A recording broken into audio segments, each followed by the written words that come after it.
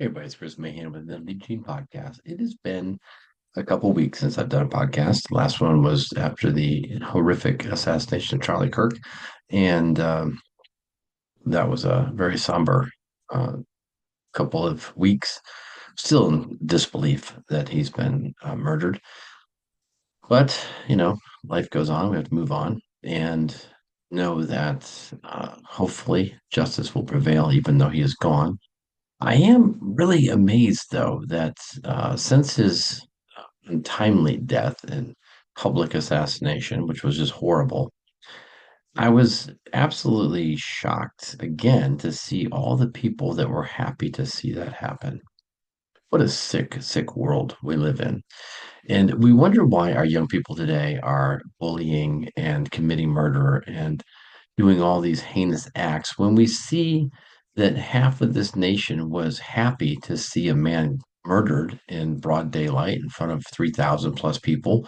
And his murder has now probably been seen probably millions of times around the world. I have not watched it. I refuse to watch it. I don't want to have that image in my head. And however it happened, there's all kinds of conspiracies now and all kinds of stuff going on. Whatever. The point is, when adults are cheering the murder of someone that did nothing to anybody but make them question. And when you look at all of his videos, people say, oh, he was a racist, he was this, he was that. But when you look at his videos in their entirety, instead of the little clip that you get on some TikTok video or something, you'll see that no, he was far from that. He was actually an amazing person. And for 31 years old, he was of that age group that is the most uh, stereotyped, I'll say. I work with young people, and I have now for 10 years, and I work in workforce. So, what my job has been for a very long time is to help young people uh, become job ready, to become world ready, life ready. And all Charlie was doing was trying to show people that there's a different way. You don't listen to what people are telling you. You don't have to buy to the narrative. You don't have to do the traditional college route. And for some reason, people called him a racist and a terrible person and everything else.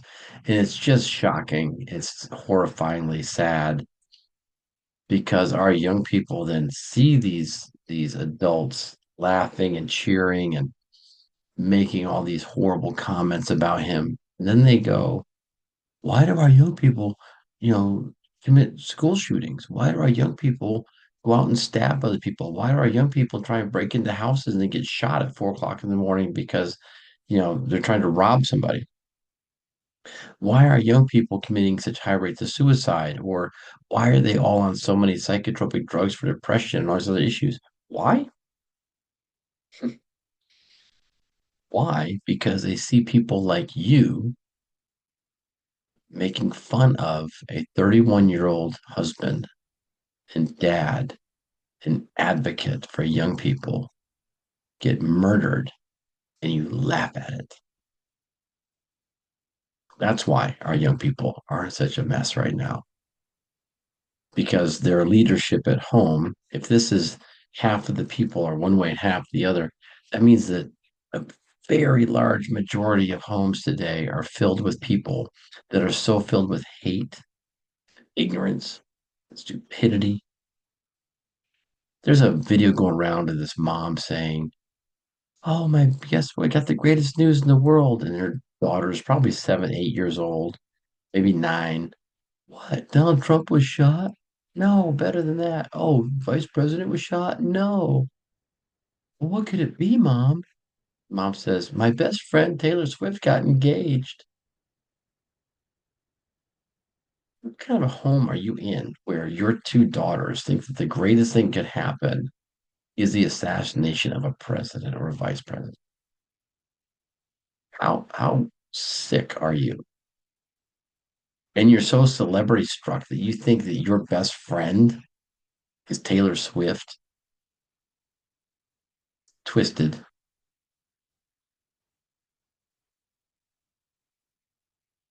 It's a sad reality that our country is going through this this hard time, if you will. I thought in my lifetime that we would stop seeing all the racist crap and then we start seeing more people being more educated and being friendlier because we've gone through all this stuff in the 80s. We went through all this stuff in the 90s. But it's like, oh, it's getting good. Oh, we got to do something to make it bad again. We got to do something to make it bad again. So who's making it bad? I was thinking today with Don Lemon. I'm so glad he's off CNN. What a my opinion, worst person ever. Hypocrite, racist, sexist. He went on CNN and said the biggest threat to democracy is white men. But you're married to one, Don. So figure that out. People like him and others that have a platform to spew hate and then say, "Oh, we're just trying to, not be hateful, not be racist," but you are. The women on The View, what a horrible show that is. All they do is make fun of people. Most judgmental, hateful show. How ABC still has one in the air, I don't know. It's just ridiculous. But see, our kids see this stuff and they watch this stuff and they hear it. And then when they make a mistake, when they mess up, or when they do something really, really bad, we go, "What were you thinking? How could you do that?" We don't look at the home. We don't look at the parents. We don't look at what they've been conditioned to believe because now we're stepping on the parents' rights. We're stepping on we don't want to cross that line. If you're a school, you don't want to be sued. If you're, someone else saying you're going to be sued, well, why can't we just be honest? Why can't we just be honest and say, because of your actions, because of your inability to properly lead your kids and to properly look at things objectively and stop stereotyping and stop making generalizations and stop judging everybody that don't agree with you and calling them the devil and calling them Nazis and calling them all these things. It's crazy to me that like over 70 million people voted for Trump. White, black, Latino, women, gay people, everybody. But there's this little section of our society that still has to be, just nuts. And what's sad is their kids are watching their behavior. They're listening to them and they're going out and doing things. They're protesting at college campuses and not even knowing why they're protesting, not even knowing why. And now it's come out. I don't have all the facts on it, but it's come out that Trump has done a peace deal with Gaza and Israel. How many of those same college students are not going to praise President Trump and thank him? How many adults, how many in Hollywood are going to say, wow, President Trump did something that other presidents couldn't do? He worked tirelessly to make this go away, to stop the war, to stop the fighting. Is it going to happen overnight in Russia and Ukraine? No. Is it going to happen overnight and be that way around the world for years to come? Probably not, because there's always going to be some crazy people that want to fight. But the fact that we have a president that has been working so hard to make the world a better place, despite all the garbage that's been thrown at him for the last, I don't know what, 10 years, he's still fighting a good fight. And he's still fighting that fight for all Americans. But our kids in these homes where people are like, oh, the president got shot? No, the second best thing. Oh, the vice president? No. My best friend Taylor Swift got married or got engaged. That's your parenting.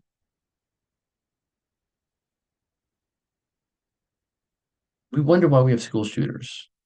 We wonder why we have teen suicide. We wonder why we have teen dropouts. We wonder why we have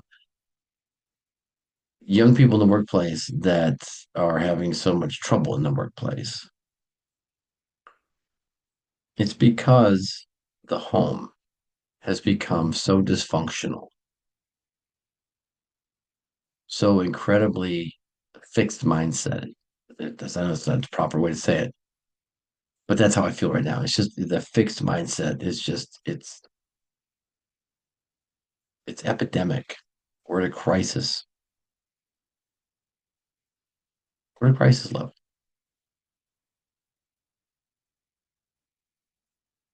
So as you move into the holidays, right? We have the holidays coming up. Try to do something different this year. Instead of spending so much money on decorations and candy, how about you do something for, I don't know, a veteran, find a homeless group and help them. Teach your kids about compassion. Teach them about how to be truly kind to strangers. Teach them how to actually care about something other than a ridiculous celebrity. Maybe then we can start to turn the table going into 2026. I say this every year. Every single year for the last 10 years, I've encouraged parents to be better than the year that were. I can't talk. I'm so angry. To be better than you were the year before.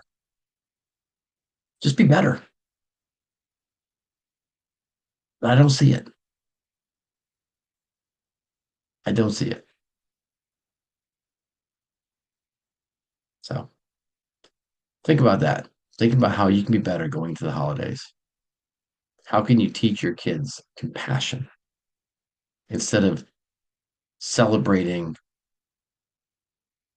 a man being murdered on national television, pretty much, instead of your kids getting excited over the idea of a president being killed, instead of your kids deciding that breaking into someone's home at 4 o'clock in the morning is a good idea. Before you get that phone call that your son is a suspected assassin, try and do better. You know, try and do better. It's a very simple concept. It all starts with you. Everything in our society starts in the home. If the homes are dysfunctional, society is dysfunctional. Schools are dysfunctional. Workplaces are dysfunctional. Streets are dysfunctional. It all starts in the home with you. Be better. Be better for your kids. Be better for our country. My name's Chris Mahan. It's been a Lead Team podcast. Any comments, questions, concerns, please reach out to me at leadteam@gmail.com. And if you want to be a jerk about it, I won't reply to you. But if you have an actual concern, you have an idea for a podcast, you have an idea that some things are bothering you, concerning you, please let me know. Leadyourteen@gmail.com. But if you're going to try and come at me and be whatever, I won't even reply to you.